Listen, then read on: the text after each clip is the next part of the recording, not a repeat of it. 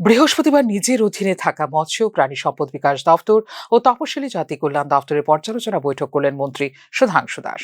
এই তিন দপ্তরের 2024 সালের সর্বশেষ পর্যালোচনা বৈঠক করলেন মন্ত্রী। মাংস উৎপাদনে আমরা স্বয়ংসম্পূর্ণ। মাছ চাষের মাধ্যমে বেকারদের জন্য কাজের সুযোগ তৈরি করার মধ্য দিয়ে এক্ষেত্রে স্বয়ংসম্পূর্ণতা অর্জনের পরিকল্পনা নেওয়া হয়েছে বলে বৈঠক শেষে জানিয়েছেন মন্ত্রী সুধাংশু দাস।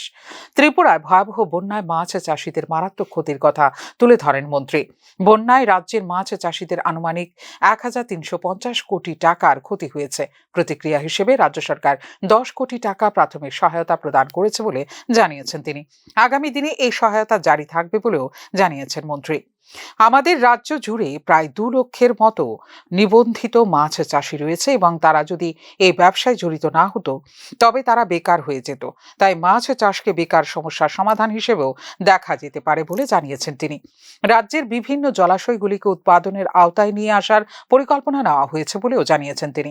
59 জেলায় অ্যাকোয়া পার্ক স্থাপনের জন্য 40 কোটি টাকা মঞ্জুর করেছে কেন্দ্রীয় সরকার বলেও জানিয়েছেন তিনি। পশ্চিম ত্রিপুরা জেলায় 134টি গৃহপালিত পশু পাখির চিকিৎসা, টিকাকরণ ও সচেতনতা শিবির করা হয়।